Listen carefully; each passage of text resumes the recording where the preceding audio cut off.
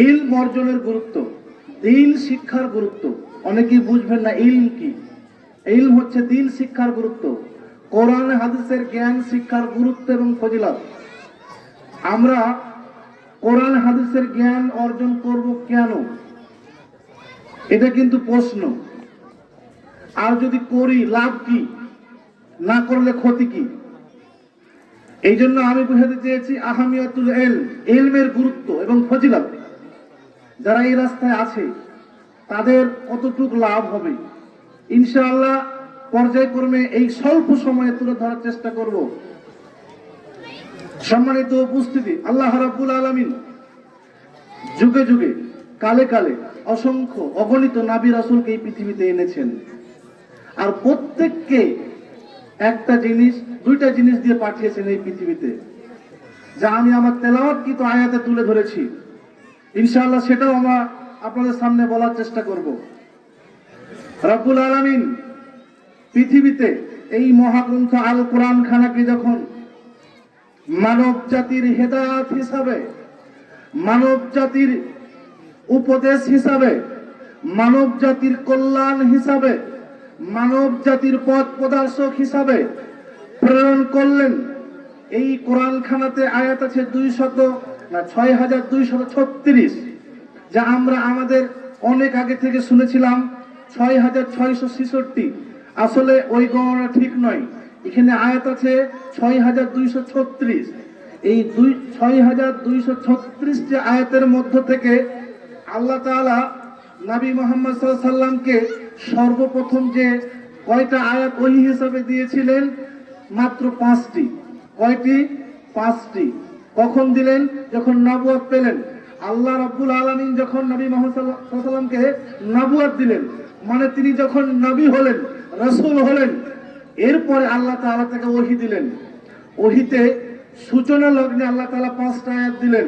5টা আয়াতের প্রথম আয়াতে আল্লাহ বললেন, ইকরা বিইসমি রাব্বিকাল্লাযী খলাক, পড়ো তোমার প্রভুর নামে যিনি সৃষ্টি করেছেন।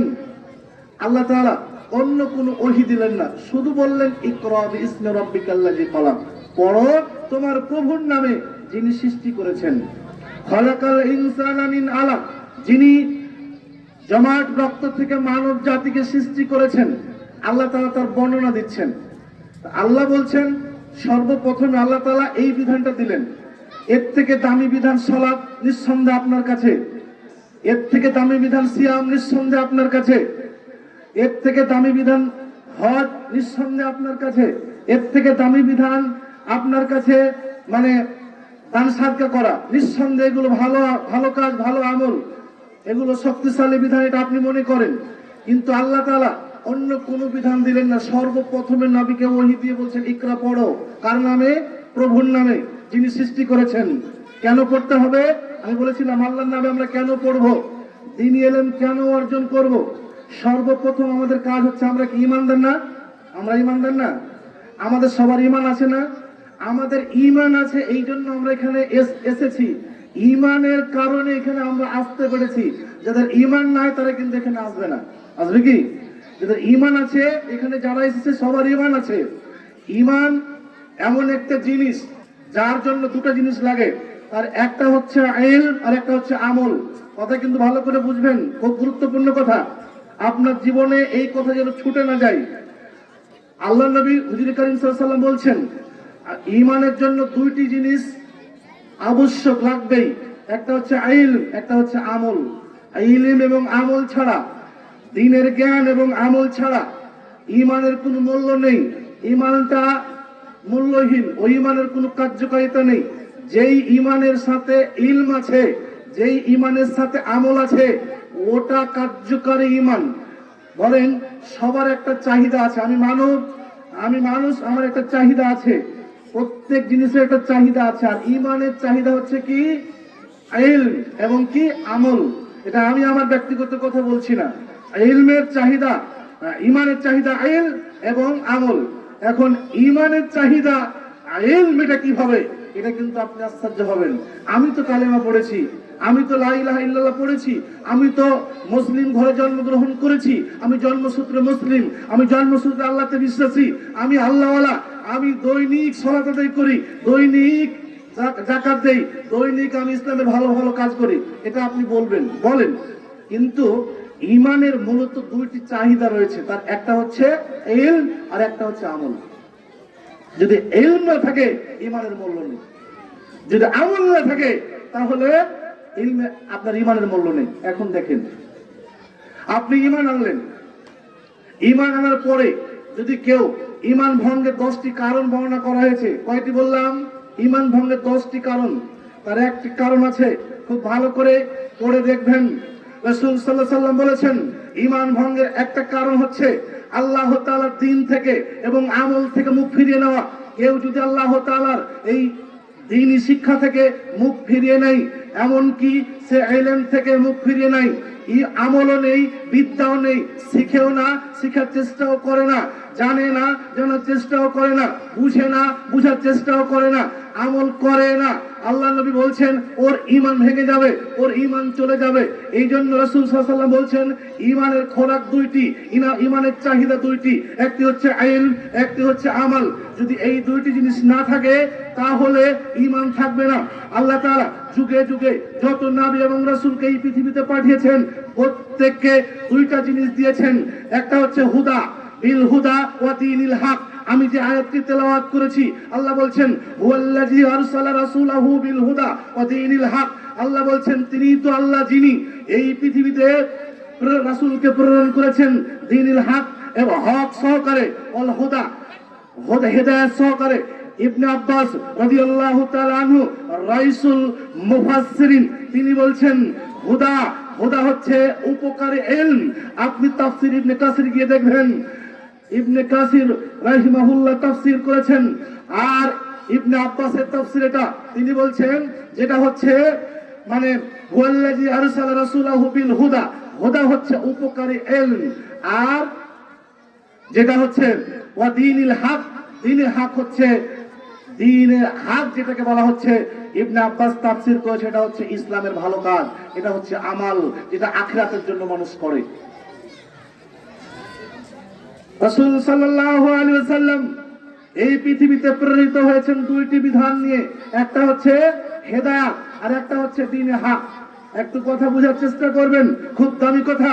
আপনি মনে করেন কেন আমি কোরআন হাদিসের জ্ঞান শিখতে যাব, কেন আমি বিদ্যা শিখবো, আমার দরকার নাই বা আমার বয়স নাই, এ কথা বলার সুযোগ আপাতত ইসলাম রাখেনি।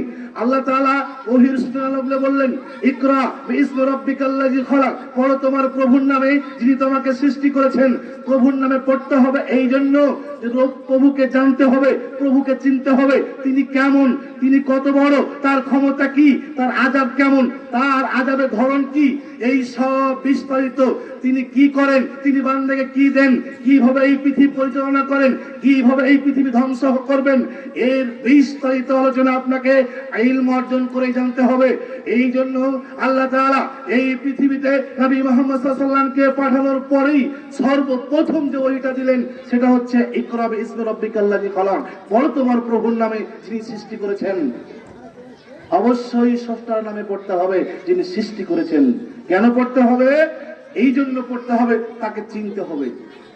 যদি তাকে না চিনি ভুল হওয়ার চান্স আছে। যেমন আপনাকে আমি একটু কথা আর একটু বিস্তারিত ভাবে বলি, যে আমি বলছিলাম ঈমানের যে চাহিদা, তার একটা বড় চাহিদা হচ্ছে আপনাকে আমল করতে হবে। আমলটা করতে গিয়ে আমলের ক্ষেত্রে মানুষ আর একটা কাজ করে, ঈমান ভেঙে দেওয়ার মতন কাজ করে, সেটা হচ্ছে আশরিকু বিল্লাহ। যদি আপনার জ্ঞান না থাকে, যদি আপনার বিদ্যা না থাকে, যদি দ্বীনি শিক্ষার আপনার দ্বীনি ইলম না থাকে, কোরআন এবং হাদিসের জ্ঞান আপনার ভিতরে না থাকে, তাহলে আপনি আল্লাহর সাথে শরীক করবেন, এ কথাই সত্য। আপনি বিদআতের মতো জঘন্য কাজে, জঘন্য আমলে ঢুকে যাবেন, এ কথাই সত্য। এই জন্য রাসূল সাল্লাল্লাহু আলাইহি ওয়াসাল্লামকে এই পৃথিবীতে রাসূল থেকে যত নবী রাসূল পৃথিবীতে এসেছে, আদম থেকে নিয়ে মুহাম্মদ সাল্লাল্লাহু আলাইহি ওয়াসাল্লাম পর্যন্ত সবাইকে আল্লাহ তাআলা দুইটা জিনিস দিয়ে পাঠিয়েছেন। সেটা হচ্ছে একটা হচ্ছে দ্বীনি হক, একটা হলো হেদায়েত। আর হেদায়েতের তাফসীরটা হচ্ছে আপনার উপকারী ইলম। সম্মানিত উপস্থিতি, বলছিলাম দ্বীনি ইলম অর্জনের গুরুত্ব। আর একটু সামনের দিকে গেলে আপনি ভালো করে বুঝবেন। ধরেন আপনি সালাত আদায় করবেন, ধরেন আপনি সালাত আদায় করবেন, এটা ইবাদত, এটা আমল। এই আমল করার ক্ষেত্রে আপনাকে ইলম অর্জন করতে হবে। ইলমটা কিভাবে অর্জন করবেন? এই জন্য ইলমকে দুই ভাগে বিভক্ত করা হয়েছে। একটা হচ্ছে ফরজে আইন, একটা হচ্ছে ফরজে কিফায়া। ফরজে আইন মানে যে যতটুকু ইলম অর্জন করে আপনি আল্লাহ তাআলার হুকুম, আহকাম, বিধি বিধান সবগুলো জানতে পারবেন, আল্লাহ তাআলার আদেশ পালন করতে পারবেন, আল্লাহ তাআলার নিষেধ মানতে পারবেন, আল্লাহ তাআলাকে জানবেন, বুঝবেন, এই পরিমাণ ইলম অর্জন করা ফরজে আইন। প্রত্যেক মুসলমানকে, প্রত্যেক নারীকে, প্রত্যেক পুরুষকে, প্রত্যেক যুবককে, প্রত্যেক মধ্যবয়সী মানুষকে, প্রত্যেক বৃদ্ধকে, প্রত্যেকটা ইমানদারকে ইলম অর্জন করতেই হবে। কতদিন সময় পর্যন্ত, কত বয়স পর্যন্ত? আল্লাহর নবী সে কথা বললেন না? তালাবুল ইলমি ফারিয়াতুন আলা কুল্লি মুসলিমিন। রাসূল সাল্লাল্লাহু আলাইহি সাল্লাম বলেন, প্রত্যেক নারী, প্রত্যেক পুরুষের উপরে দ্বীনি ইলম অর্জন করা ফরজ। এটা কতদিন? 20 থেকে 40, 40 থেকে 50, এমন কোন নির্দিষ্ট বয়সের কথা আল্লাহর নবী হুজুরে কারীম সাল্লাল্লাহু আলাইহি সাল্লাম বললেন না। তিনি বললেন প্রত্যেকটা নারীকে, প্রত্যেকটা পুরুষকে, সে যুবক হোক, সে বৃদ্ধ হোক, সে মধ্যবয়সী হোক, সে যেই বয়সের হোক না কেন, সে যেমনই হোক না কেন, যখন থেকে সে পৃথিবীকে বুঝতে শিখেছে তখন থেকে নিয়ে মৃত্যুর আগ পর্যন্ত, কবরে যাওয়া পর্যন্ত তাকে দ্বীনি ইলম অর্জন করতে হবে। এটা দ্বীনের চাহিদা, এটাই হচ্ছে ইসলামের গুরুত্ব, এটাই হচ্ছে ইসলামের দ্বীনের গুরুত্ব। আপনি তো বলেন, আপনি এ কথা অহরহ বলেন যে আমি তো এখন বয়স্ক মানুষ, আমার বয়স তো 30 বছর, আমি কিভাবে শিখবো, আমি শিখবো কিভাবে? এ কথা আপনি বলেন। বলছিলাম রাসূল সাল্লাল্লাহু আলাইহি ওয়াসাল্লামকে এই দুনিয়াতে পাঠানো হয়েছে ইলম দিয়ে আর আমল দিয়ে। এই দুইটি জিনিস বাস্তবায়িত হলেই এই দুনিয়াতে, এই পৃথিবীতে ইসলামের বিজয় হবে, এ কথা আল্লাহ তাআলা বলছেন। আপনাকে আরেকটু গভীরে নিয়ে যাই। এইভাবে সংগ্রাম করে ইসলামের আশা আকাঙ্ক্ষা করছেন জি না, আল্লাহ তাআলা যত নবী রাসূলকে পাঠালেন সবাইকে এই দুইটা পথ দেখিয়ে পাঠালেন, আর আপনি ভিন্ন পথে আছেন। তাহলে হয় কি করে? যতদিন পর্যন্ত দ্বীনি শিক্ষা, দ্বীনি ইলমে মানুষ উন্নত না হবে, ততদিন পর্যন্ত মানুষের অবস্থা পরিবর্তন হবে না, এ কথাই সত্য। বলছিলাম দ্বীনি ইলমের গুরুত্ব একটু ভালো করে বোঝার চেষ্টা করুন। ধরেন আপনি সালাত আদায় করবেন, অনেক বয়স্ক মানুষকে দেখা যায় উযু করতে জানে না, উযুটা করতে জানে না, ভুল করে। ও বলে আমি তো জানি না, আমি মূর্খ। আর কতদিন এ কথা বলবেন? এ কথা বলে কি আপনি মাপ পেয়ে যাবেন মনে করছেন? আল্লাহ কি আপনাকে ছেড়ে দেবে? এ কথা আপনি ভাবছেন? আল্লাহ রাব্বুল আলামিনের আদেশ, ইকরা বিসমি রাব্বিকাল্লাযী খলাক, পড়ো প্রভুর নামে যিনি সৃষ্টি করেছেন। তার মানে আপনি যেদিন থেকে এই পৃথিবীকে বুঝতে শিখেছেন সেদিন থেকে নিয়ে মৃত্যু পর্যন্ত আপনাকে শিখতে হবে। শিখার কোনো বয়স নেই, শিখার কোনো সময় নেই, নির্দিষ্ট সময় সীমা বেঁধে দেওয়া হয় নাই। এই জন্য লজ্জাবোধ করে অনেকে একটু বয়স হয়ে গেলে, মাদ্রাসা গিয়ে কিভাবে পড়বো, স্কুলে গিয়ে কিভাবে পড়বো। আচ্ছা স্কুল মাদ্রাসা বাদ দিলাম, আপনি কোন আলেমের কাছে গিয়ে, আল্লাহ তো এই কথা বলছেন ফাসআলু আহলা যিকরি ইন কুনতুম লা তা'লামুন। আল্লাহ বলছেন তোমরা জানো, যারা জানো না তোমরা জ্ঞানী মানুষদের কাছ থেকে জানো, জিজ্ঞাসা করো, আলেমদের কাছ থেকে জানো, জ্ঞানী মানুষদের কাছ থেকে জানো। আল্লাহ বলছেন ফাসআলু আহলা যিকরি ইন কুনতুম লা তা'লামুন। আল্লাহ বলছেন তোমরা জানো জ্ঞানীদের কাছ থেকে, যারা জানো না তোমরা জ্ঞানীদের কাছ থেকে জানো। আর আপনি অজুহাত দেখান, আমার বয়স তো 30, আমি কি দিয়ে করব, কি দিয়ে বুঝবো, কি দিয়ে পড়বো। সম্মানিত উপস্থিতি, বলছিলাম সালাত একটা দামি ইবাদত। সালাতে যদি ভুল হয়, আমি উযু বলছিলাম, যদি অজুর কোনো একটা জায়গায় ভুল হয়, উযু হবে কি? ধরেন আপনি অজুতে একটা ফরজ ছেড়ে দিয়েছেন, বা ফরজে কোনো এক জায়গা শুকনা রেখে দিয়েছেন। ধরেন আপনি পা ধুতো করতে গিয়ে পায়ের একটা অংশ, একটা নখের সম পরিমাণ জায়গা শুকনা রেখে দিয়েছেন, উযু হবে কি? উযু হবে কি? উযু হবে না। যদি উযু না হয় নামাজ হবে কি? নামাজ হবে না। আপনি 40 বছর নামাজ পড়েন, আপনি 50 বছর নামাজ পড়েন, আপনি 60 বছর নামাজ পড়েন, আপনি এটা গৌরব করেন, আপনি অহংকার করেন যে আমি 40 বছর যাবত নামাজ পড়ি, কিন্তু 40 বছরই নামাজ আপনি ভুল করেছেন। কি হবে আপনার? কি হবে আপনার?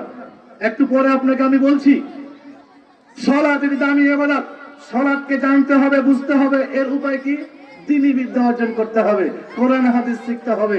কোরআন হাদিস না শিখে আপনি গোটা পৃথিবীর সব বই পড়ে দিলেও কি নামাজ শিখতে পারবেন? পারবেন? পারবেন? সম্ভব? নামাজ শিখা যাবে, নামাজের নিয়ম জানা যাবে, নামাজের রুকু সাজদা কিভাবে করতে হবে জানা যাবে, সাজদায় কি বলতে হবে জানা যাবে, দুই সাজদার মাঝখানে কি পড়তে হবে জানা যাবে? জি না। এই জন্য আসতে হবে দ্বীনি শিক্ষায়, কোরআন এবং হাদিসের জ্ঞান অর্জন করতে হবে। এই জন্য বলছি, আপনার ঈমান এবং আমল, আপনার মানে ইলম এবং আমলই হচ্ছে ঈমানের একটা মানে ধারক বাহক। ঈমানকে টিকিয়ে রাখবে আপনার ইলম এবং আমল।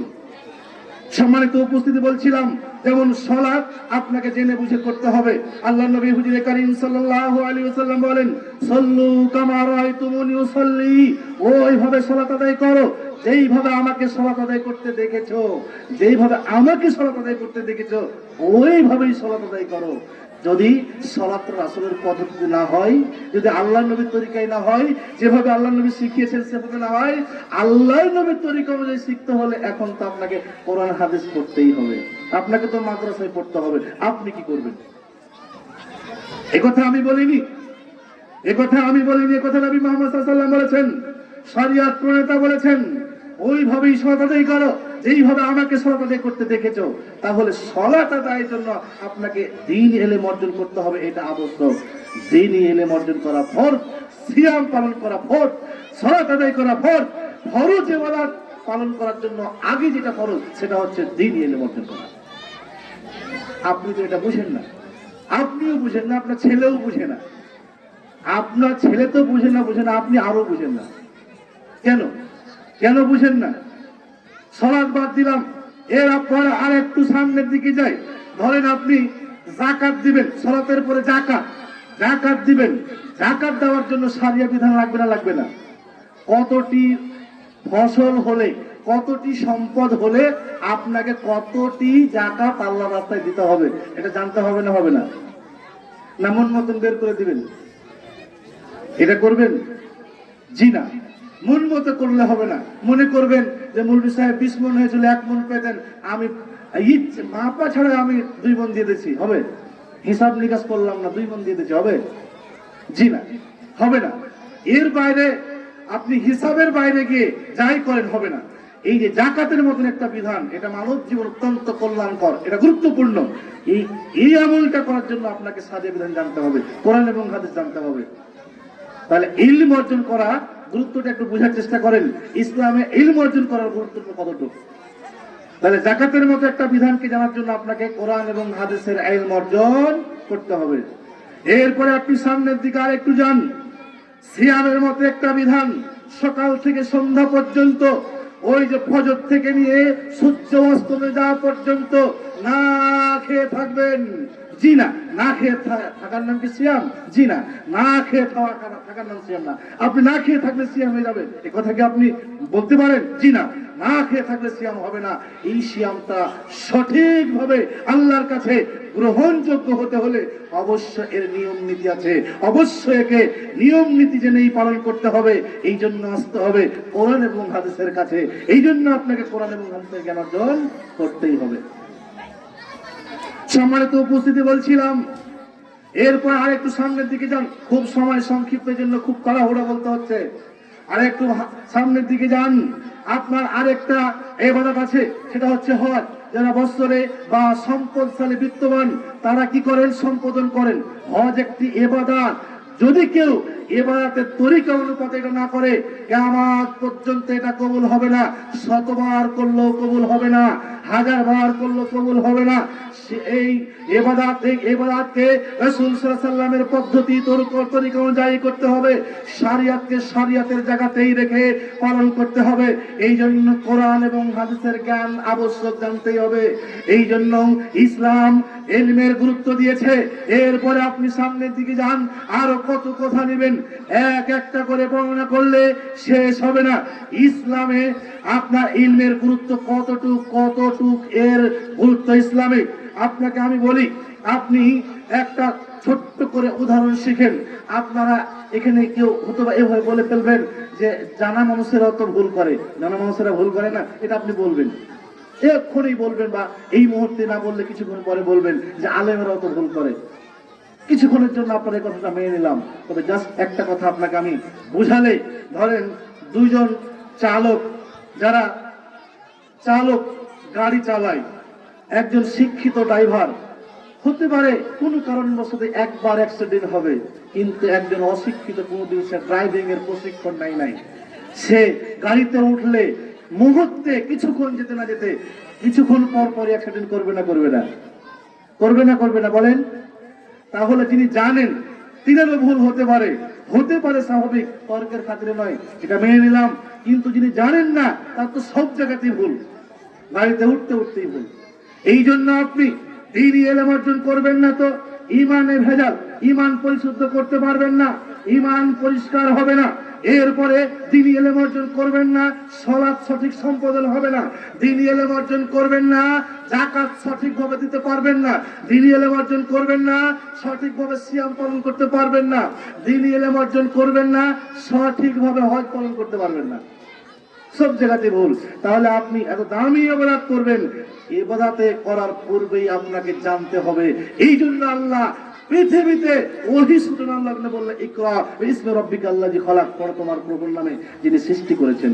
তিনি সালাতের বিধান দিলেন না, তিনি সিয়ামের বিধান দিলেন না, তিনি হজের বিধান দিলেন না, তিনি যাকাতের বিধান দিলেন না।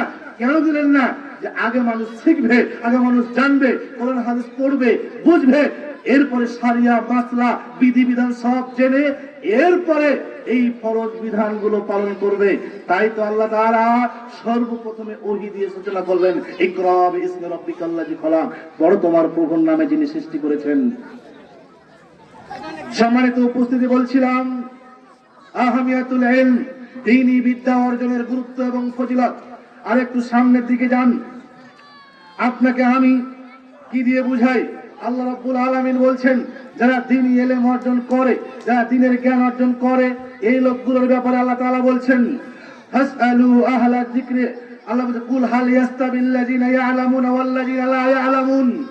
আল্লাহ বলছেন রাসূল আপনি বলুন, হাল ইয়াস্তাবিল্লাযিনা ইয়ালামুনা ওয়াল্লাযিনা লা ইয়ালামুন, যারা জানে আর যারা জানে না, যারা শিক্ষিত আর যারা অশিক্ষিত, যারা জ্ঞানী আর যারা মূর্খ, তারা কি সমান? তারা কখনো সমান হতে পারে না। আসমান জমিন ডিফারেন্স, আসমান হাসপাতাল যেমন দূরত্ব, ঠিক তেমনি একটা জানা আর একটা অজানা মানুষের ভিতরে ঠিক তেমনই পার্থক্য রয়েছে। এই জন্য আল্লাহ তাআলা নবীকে বলছেন, কুল হাল ইয়াস্তাবিল্লাযিনা ইয়ালামুনা ওয়াল্লাযিনা লা ইয়ালামুন, আপনি জিজ্ঞাসা করুন যে যারা জানে আর যারা জানে না, আপনি বলুন যে যারা জানে আর যারা জানে না, এরা কি সমান? এরা কোনোদিন সমান হতে পারে না। সম্মানিত উপস্থিতি, বলছিলাম যারা জানে, যারা জ্ঞানওয়ালা, যাদের ইলম আছে, যাদের দ্বীনের শিক্ষা আছে, যাদের কোরআন এবং হাদিসের জ্ঞান আছে, এই সমস্ত মানুষগুলো কেমন? আল্লাহ তাআলার কাছে এদের মর্যাদা কেমন? আমি এই কথা বলার পূর্বে একটা কথা বলি। আল্লাহ রাব্বুল আলামিন বলেন, ইন্নামা ইয়াখশাল্লাহা মিন ইবাদিহিল উলামা। আল্লাহ তাআলা বলছেন, নিশ্চয়ই জ্ঞানীরা আল্লাহকে ভয় করে, যাদের জ্ঞান আছে তাদের ভিতরে আল্লাহর ভয় আছে। এই কথা আল্লাহ তাআলা বলেন, নিশ্চয়ই জ্ঞানীরা আল্লাহকে ভয় করে। জ্ঞানী মানুষের আল্লাহকে যত ভয় করে, মূর্খরা অত ভয় করে না। এখন আপনাকে আমি একটু বুঝাই, জ্ঞান এই জ্ঞান যদি আমি ধরি, ইলম এবং জ্ঞান, ইলমের যদি বাংলা আপনি জ্ঞান করেন, এই অর্থটা যথাযথ উপযুক্ত হবে না। কারণ জ্ঞান বাংলাকেও বলা হয়, জ্ঞান উর্দুকেও বলা হয়, জ্ঞান ফার্সিকেও বলা হয়। ইলমকে ইলমের বাংলা অর্থ হয় না, ইলমকে ইলমের জায়গায় রাখতে হয়। জ্ঞান যখন বলবেন তখন সেটা পদার্থ, রসায়ন, গণিত, বিভিন্ন বিদ্যার জ্ঞান হতে পারে। কথা একটু ভালো করে বোঝার চেষ্টা করেন। দেখেন, আপনাকে আমি বলি, জ্ঞানী যদি আপনি বলেন যে জ্ঞান মানে সব জ্ঞানী জ্ঞান, জি না, ইলম এবং জ্ঞানের ভিতরে একটু হলেও পার্থক্য আছে। একজন ব্যক্তির কথা আপনাকে বলি, তাহলে বুঝবেন। আবু জাহাল এই নামটা সবার পরিচিত, যিনি নবী মুহাম্মদ সাল্লাল্লাহু আলাইহি ওয়াসাল্লামকে কষ্ট দিতেন, তাই না? আবু জাহাল এই নামটা তো পরিচিত সবার কাছে। তো আবু জাহালের একটা নাম ছিল, অনেকেই মনে হয় জানেন, অনেকেই জানেন না। নামটা হচ্ছে আবুল হাকাম। আবুল হাকাম। তো তিনি সেই সময় আরবে খুব জ্ঞানী মানুষ, শুধু জ্ঞানী না, আবুল হাকাম জ্ঞানীর পিতা। জ্ঞানীর পিতা, তিনি এত দক্ষ, তিনি এত জ্ঞানী। সেই সময়ে আরবদের কাছে তিনি জ্ঞানী হিসাবে পরিচিত, তিনি খুব পণ্ডিত হিসাবে পরিচিত। কিন্তু সে ব্যক্তির একটা জ্ঞান ছিল না, ইলমের জ্ঞান ছিল না, কোরআন হাদিসের জ্ঞান ছিল না। কোরআন হাদিসের সঠিক জ্ঞান না থাকার কারণে আল্লাহর নবী তার নাম দিলেন আবু জাহাল। আবু জাহাল মানে মূর্খর পিতা। বলেন, এবার বুঝতে পেরেছেন জ্ঞান এবং ইলমের মধ্যে পার্থক্য কতটুকু? ইলম এর বাংলা হয় না, যেমন সালাত, সালাতের বাংলা নামাজ, এটা কিন্তু বাংলা নয়। সালাতের বাংলা সালাতি, ইলমের বাংলা ইলমি, জ্ঞান নয়। জ্ঞান ধরলে মানে সাধারণত এটাই বুঝে যায় যে দুনিয়ার সব বিদ্যাকে জ্ঞান বলা হয়। আমি আপনার সব বিদ্যাকে নাকচ করতে আসিনি, আপনার সব বিদ্যাকে বাতিল বলতে আসিনি। তবে আমি বলতে এসেছি যে আপনার এই জ্ঞান যদি আপনি সত্যিকারে কোরআন হাদিসের জ্ঞান অর্জন না করেন, ইলম অর্জন না করেন, আপনি বিপদগ্রস্ত হবেনই হবেনই। আপনার ইলম এবং যদি আমল না থাকে, আপনার ঈমান ভেঙে যাবে, আপনার ঈমান চলে যাবে, এমনি এমনি চলে যাবে। এটা হচ্ছে ঈমানের খোরাক। সম্মানিত উপস্থিতি, বলছিলাম যারা জ্ঞান অর্জন করে আল্লাহ তাআলা তাদেরকে সম্মানিত করবেন। ইয়ারফা আল্লাহু আল্লাযীনা আমানু মিনকুম ওয়াল্লাযীনা উতুল ইলমা দারাজা। আল্লাহ বলছেন যাদেরকে দ্বীনের জ্ঞান দেওয়া হয়েছে আল্লাহ তাদের মর্যাদা বহুগুণে উঁচু করে দিবেন। এরা এই পৃথিবীতে সম্মানিত। যাদের কোরআন এবং হাদিসের জ্ঞান আছে, যারা কোরআন এবং হাদিসের বিদ্যা অর্জন করেছে, তারা এই পৃথিবীতে সম্মানিত মানুষ, আল্লাহর কাছেও সম্মানিত মানুষ। আল্লাহ খাস স্বয়ং তাদের মর্যাদা উঁচু করে দিবেন, তাদেরকে সম্মানিত করে দিবেন। এটা আল্লাহ তাআলার ঘোষণা। বলেন, কোরআন এবং হাদিসের বিদ্যা অর্জন করলে, ইলম অর্জন করলে আপনার লাভ কতটুকু হবে? আল্লাহ যদি আপনার মর্যাদা বাড়িয়ে দেন, আল্লাহ যদি আপনার সম্মান বাড়িয়ে দেন, তাহলে আর আপনার ভয় আছে? তাহলে আপনার আর চিন্তা আছে? কোনো চিন্তা নাই, কোনো ভয় নাই। সম্মানিত উপস্থিতি, বলছিলাম আমরা মনে করি এই ইলমটা মনে হয় সাধারণ ইলম। জি না, এই ইলম সব পাত্রে যায় না। আল ইলমু নূরুন, এটা হচ্ছে আলোর জ্ঞান, এটা হচ্ছে দ্বীনের জ্ঞান। এই জ্ঞানটা কোরআনের, এই জ্ঞানটা হাদিসের, এই ইলমটা হচ্ছে নূর, এটা আলো। সবার কাছে যায় না, সব পাত্রে যায় না, আল্লাহ সবাইকে দেয় না। এই জন্য মুআবিয়া রাদিয়াল্লাহু তাআলা আনহু বলেন, রাসূল সাল্লাল্লাহু আলাইহি ওয়াসাল্লাম বলেছেন, আল্লাহ তাআলা যার কল্যাণ কামনা করে, যার মঙ্গল কামনা করে, যার ভালো কামনা করে, তাকেই শুধুমাত্র দ্বীনের জ্ঞান দেয়, তাকেই মাদ্রাসাতে পড়ার সুযোগ করে দেয়, তাকেই ইসলামের ছায়াতলে নিয়ে আসে।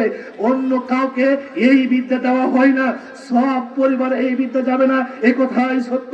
সব ছেলে এই বিদ্যা পাবে না, এ কথাই সত্য। নবী মুহাম্মদ সাল্লাল্লাহু আলাইহি সাল্লাম আজ থেকে 3000 বছর পূর্বে এ কথাই বলে গেছেন যে আল্লাহ যার কল্যাণ কামনা করেন, তাকেই শুধুমাত্র এই দ্বীনের জ্ঞান দান করেন। তাই তো আমরা আপনাদের কাছে নিয়ে এসেছি দ্বীনি ইলমের গুরুত্ব, ইলম শিক্ষার গুরুত্ব এবং ফজিলত। আপনি তো শুনছেন গুরুত্ব, একটু পরে বুঝবেন ফজিলতটা কি। আমাকে সময় সংক্ষিপ্ত করতে হবে, কারণ আমার আলোচনা বেঁধে দেওয়া আলোচনা প্রায় শেষ হতে চলেছে। সম্মানিত উপস্থিতি, আপনাদেরকে আমি আরেকটা বিষয় স্মরণ করাই। এই যে এই যে একটা দ্বীনি প্রতিষ্ঠান এখানে বসে আছেন, এটা দ্বীনি প্রতিষ্ঠান, এটা আপনাদের পরিশ্রমের ফসল, এটা আপনাদের কষ্টে উপার্জিত সম্পদের একটা বড় সম্পদ। এদেশের মানুষ করেছেন, এদেশের মানুষ শ্রম দিয়ে, অর্থ দিয়ে, পরামর্শ দিয়ে, বুদ্ধি দিয়ে এই প্রতিষ্ঠান করেছেন। এটি দামি কাজ, এটি একটি ভালো কাজ। কারণ রাসূল সাল্লাল্লাহু আলাইহি ওয়াসাল্লাম বলেছেন, ইজা আমাতাল ইনসান ইনকাতা আনহু আমালুহু, যখন মানুষ মরে যায়, যখন আদম সন্তান মরে যায়, তখন তার আমল কেটে যায়, বন্ধ হয়ে যায়। কিন্তু তিনটা আমল জীবিত থাকে, তিনটা আমল চলমান থাকে, তিনটা আমল জারি থাকে। তার একটার নাম হচ্ছে সাদকাতুন জারিয়া, চলমান দান। যেটা এই ইলম অর্জনের জন্য, এই মাদ্রাসাকে সচলরূপে পরিচালনার জন্য, এই মাদ্রাসাটাকে সঠিকভাবে চালানোর জন্য আপনারা উপার্জন করে কষ্ট উপার্জিত টাকা থেকে, অর্থ থেকে দান করেন। এটা হচ্ছে সাদকাতুল জারিয়া। যারা এই মাদ্রাসায় দান দিয়েছেন, অর্থ দিয়েছেন, এরা মরে যাওয়ার পরেও এর সাদকা, এর নেকি, এর একটা প্রতিফল লাভ পেতে থাকবেন যতদিন পর্যন্ত আল্লাহ তাআলা বিচার কাজ ফয়সালা না করছেন। তার মানে কবরে শুয়ে পাবেন। প্রিয় দেশবাসী, এমন গুরুত্বপূর্ণ কাজ করার জন্য, এমন গুরুত্বপূর্ণ একটা প্রতিষ্ঠান এই জায়গায় করার জন্য আপনাদেরকে হাজারো বার সাধুবাদ জানাই। তবে প্রতিষ্ঠান শুধু করে তুলে হবে না, প্রতিষ্ঠানে ছেলে দিতে হবে, মেয়ে দিতে হবে, আরো অনেক কিছু আছে। শুধু অর্থ দিলেই প্রতিষ্ঠান চলবে না, শুধু পরামর্শ দিলেই প্রতিষ্ঠান চলবে না। এই দিনই প্রতিষ্ঠানে আপনার আদরের ছেলেটাকে নিয়ে এসে দিতে হবে, দিয়ে বলতে হবে, হুজুর এই প্রতিষ্ঠানে আমার ছেলেকে দিয়ে গেলাম, আমি একজন আলেমের পিতা হতে চাই, আমি একজন একজন একজন দিনদার, একজন পরেশগার আলেমের পিতা হতে চাই। আমি এলেম অর্জন করতে পারিনি, এই ভাগ্যে আমার লোভেনি, অর্থের কারণে হতে পারে, প্রতিষ্ঠানের কারণে হতে পারে, বাপের মূর্খতার কারণে হতে পারে, প্রতিষ্ঠান না থাকার কারণে হতে পারে, আমি পারিনি, আমার ছেলেকে দিয়ে গেলাম, এটা দিয়ে গেলাম আমানত, আমার ছেলেকে আলেম করে পাশায় পাঠাবেন। কিন্তু যদি তা না করে মনে করেন শুধু অর্থ দিলে এই প্রতিষ্ঠান চলবে, জি না, অর্থ পাশাপাশি ছেলে দিতে হবে। একটা ছেলেকে হলো আলেম বানাবেন, একটা মেয়েকে হলেও আলেমা বানাবেন। আলেম অথবা আলেমার বাপ হয়ে এই পৃথিবী ছাড়ার চেষ্টা করবেন। রাসূল সাল্লাল্লাহু আলাইহি ওয়াসাল্লাম বললেন, মানুষ মরে যাওয়ার পরে আমল বন্ধ হয়ে যায়, এক নাম্বার একটা আমলটাও থাকে সাদকাতুল জারিয়া, যেটা আপনারা এই যে প্রবাহমান সাদকা, ওই যে দান সাদকা করে মাদ্রাসাকে চালাচ্ছেন, এই সাদকা। দুই নাম্বার ইলমু ইনতাফাউ বিহি, উপকারী ইলম। আমি এটাকে একটু আপনাদেরকে বোঝানোর চেষ্টা করি। আমি একজন শিক্ষক, আমার ছাত্র আছে, আমি যাকে শিক্ষা দিব, আমার ওস্তাদ যিনি আমাকে শিক্ষা দিয়েছেন, তারপরে যিনি আমার ওস্তাদকে শিক্ষা দিয়েছেন, এইভাবে উপর থেকে আস্তে আস্তে চলে আসছে পর্যায়ক্রমে। যত মাধ্যমে ইলমের এই প্রচার হয়েছে, যার কাছ থেকে যে ইলম নিয়েছে, যতদিন পর্যন্ত পর্যায়ক্রমে চলতে থাকবে। যিনি সর্বপ্রথমে এই ইলমের জ্ঞান, এই জ্ঞানের মানে আলো দিয়েছিলেন, তিনি একটা অংশ এমনিতেই পেয়ে যাবেন, তার আমলনামে আল্লাহ লিখে দিবেন। সম্মানিত উপস্থিতি, বলছিলাম, যাদের ছেলে নেই, যাদের মেয়ে নেই, আফসোস করার দরকার নাই।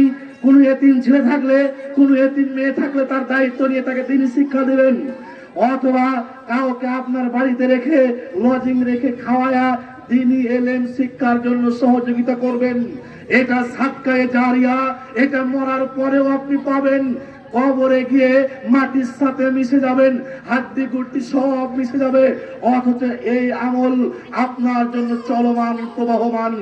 বললাম, যাদের ছেলে আছে, যাদের মেয়ে আছে দিবেন, যাদের ছেলে নাই, মেয়ে নাই, তারা কারো এতিম ছেলেকে পড়ালেখায় সহযোগিতা করবেন।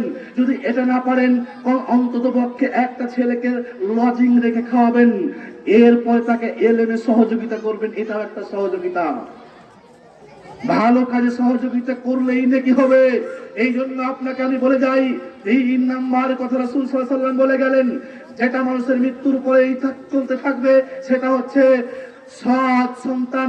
একটা যোগ্য সন্তান এই পৃথিবীতে রেখে যান, একটা নেককার সন্তান রেখে যান, যিনি আপনার জন্য দোয়া করবে, যিনি আপনার জন্য আল্লাহর কাছে ক্ষমা প্রার্থনা করবে, এমন একটা সন্তান রেখে যান।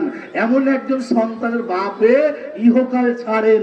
আল্লাহ নবী বলছেন, মানুষ মরে গেলে সব বন্ধ, দান, এই বিলাসবহুল বাড়ি গাড়ি, অট্টালিকা, টাকা পয়সা, ব্যাংক ব্যালেন্স সব থেকে যাবে। কিন্তু এই তিনটা কাজ যদি করে যেতে পারেন, আল্লাহ নবী বলছেন মরার পরেও কাজ হবে। এখন থেকে সিদ্ধান্ত নেন, এই দিনই প্রতিষ্ঠান এখানে হয়েছে, এদেশে আলেম তৈরি হবে। একটা বড় সমস্যা আছে এই প্রতিষ্ঠানের, খুব কষ্টের সাথে বলতে হচ্ছে, প্রিয় দেশবাসী, আমি এলাকার কৃতি সন্তান হিসাবে আপনাদেরকে বলছি, আমি যতটুকু বুঝেছি, আসার পর থেকে দেখেছি, এখানে একটা বড় ব্যাধি আছে। ব্যাধিটা কি জানেন? আপনি সজাগ নন। ছেলের বাপ সজাগ না, গার্জেন সজাগ না। ছেলে মাদ্রাসায় ভর্তি করলেই কি আলেম হয়ে যাবে? এটা একেবারে সোজা কথা। একটু আগে তো বলছিলাম, বড় ভাই বলছিলেন, একটু পরে ওনার কথাটা আমি আসবো। বড় ভাই একটা কথা বলছিলেন, ঝড় জঙ্গল যে কোনো জায়গায় তৈরি হয়ে যায়, পরিচর্যা করতে হয় না। যে কোনো জায়গাতে ঝোপঝাড় তৈরি হয়ে যাবে, জঙ্গল তৈরি হয়ে যাবে, কিন্তু আম বাগান তৈরি করতে হলে ওকে পরিচর্যা করতে হবে। পরিচর্যা করতে হবে না, ঠিকভাবে সার বীজ প্রয়োগ করতে হবে না, সঠিকভাবে ওর আগাছা দূর করতে হবে না। যদি তা না করেন তাহলে ওই আম গাছ থেকে আম পাবেন হবে না। আমাদের জন্য বড় দুঃখের একটা সংবাদ যে আমার ছেলেকে ভর্তি করে চলে গেলাম, খোঁজ নাই মাদ্রাসায় আসছে কিনা, পড়ছে কিনা, ঠিক মতো ছেলেটা ক্লাসে উপস্থিত হচ্ছে কিনা, এরকম কোনো খোঁজ নাই। বছর শেষে খোঁজ নাই আমার ছেলেটা কি অবস্থা। জি না, এরকম করলে হবে না। যদি আপনি সজাগ হন তাহলে আপনার ছেলে মানুষ হবে। সজাগ হলে মানুষ হবে, সজাগ না হলে আপনার ছেলে মানুষ হবে না। আর এমন যুগে আমরা পদার্পণ করেছি, যেই যুগে ছেলে মেয়েকে মানুষ করা এটা কঠিন, খুব মারাত্মক একটা যুগ। যেই যুগে এই বড় বড় মোবাইল, সিনেমা সবকিছু পাওয়া যাচ্ছে, সবার হাতে হাতে মোবাইল। এই ফিতনার যুগে একটা ছেলেকে গড়ে তোলা এটা একেবারে সহজ ব্যাপার না। সম্মানিত উপস্থিতি, বলছিলাম দ্বীনি ইলম অর্জন করার গুরুত্ব। আল্লাহ তাআলা বলেন, ইকরা বিইসমি রাব্বিকাল্লাযী খলাক, পড়ো তোমার প্রভুর নামে যিনি তোমাকে সৃষ্টি করেছেন। তার মানে প্রভুর নামেই পড়তে হবে। আমি বলিনি অন্য বিদ্যা পড়তে হবে না, অন্য বিদ্যা অর্জন করতে হবে না, আমি কথা বলিনি। আপনার ছেলেকে যেদিন আপনি কোরআন এবং হাদিসের জ্ঞান দিবেন, যেদিন আপনার ছেলেটা কোরআন হাদিসের জ্ঞান সঠিকভাবে বুঝবে, শিখবে, ওই ছেলে বাংলাদেশে যদি কোনো এক উচ্চ পর্যায়ে গিয়ে একজন সচিব হয়, ওই ছেলে কোনোদিন ঘুষের মতো জঘন্য অপরাধের সাথে জড়িত হবে না। আমাদের জন্য বড় দুঃখের একটা বড় সংবাদ এই যে সব জায়গাতে গেলে ঘুষ বাণিজ্য, সব জায়গাতে গেলে ঘুষ বাণিজ্য চলছে। কেন চলছে? ওই যে আমাদের এখানে দুর্বলতা আছে, আমাদের জ্ঞানী কোরআন হাদিস জাননেওয়ালা ছেলেরা ওখানে যেতে পারে না। আপনি মনে করছেন আপনার ছেলে ডিসি হবে, এসপি হবে, আপনার ছেলে একজন সচিব হবে, আপনি গর্বিত? জি না, এই শিক্ষা নয়, এই শিক্ষা নয়। যেই শিক্ষা আপনার ছেলেকে ঘুষ মুক্ত করতে পারেনি, এই শিক্ষা নয়।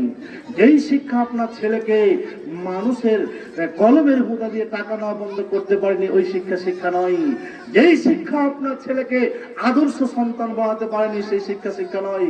যেই শিক্ষা আপনার ছেলেকে টাকনুর নিচে প্যান্ট পায়জামা পড়তে পালন করতে পারেনি, এই শিক্ষা নয়। যেই শিক্ষা আপনার ছেলেকে নম্রতা ভদ্রতা শিখাতে পারেনি, ওই শিক্ষা নয়। এই জন্য বলছি, আপনার ছেলেকে আপনি দ্বীনি শিক্ষায় শিক্ষিত করেন, তাহলেই আপনি সফলতা অর্জন করবেন। সম্মানিত উপস্থিতি, বলছিলাম আর একটা হাদিস বলি। রাসূল সাল্লাল্লাহু আলাইহি ওয়াসাল্লাম বলেন, লা হাসাদা ইল্লা ফি ইসনাইনে, দুইটি বিষয়ে হিংসা করা যায়। আমাদের একটা নীতি, আমাদের বৈশিষ্ট্য জানেন, সম্পদের ক্ষেত্রে মানুষের হিংসা করি। আরে ও বড় ব্যবসায়িক, ওর ব্যবসাটা কিভাবে ডাউন করা যায় এই হিংসা করি। ওর জমিতে ভালো ফসল হয়, কিভাবে করে আমি এই ফসল ফলাতে পারি এই হিংসা করি। মেলা রকমের দুনিয়াবী হিংসা আমরা করি। আল্লাহ নবী বলছেন দুইটা হিংসা মানুষের জন্য বৈধ। লা হাসাদা ইল্লা ফি ইসনাইনে, আল্লাহ নবী বলছেন দুইটা হিংসা, দুইটা প্রতিযোগিতা এই পৃথিবীতে মানুষের জন্য বৈধ। তার একটা হচ্ছে আল্লাহ রাসূল সাল্লাল্লাহু আলাইহি ওয়াসাল্লাম বলেন, রাজুলুন আতাহুল্লাহু মালান, যাকে আল্লাহ তাআলা মাল দিয়েছেন, অর্থ দিয়েছেন, সম্পদ দিয়েছেন, আর ওই সম্পদটা সে দ্বীনের পথে, সত্যিকার পথে আল্লাহর রাস্তায় খরচ করে, ওর প্রতিযোগিতা করতে বলেছেন। একজন মানুষ মাদ্রাসায় 1 লাখ টাকা দান করবে, তো আপনি ওই 1 লাখ করছে, তো আপনি 1.5 লাখ করেন, এখানে হিংসা করা যাবে?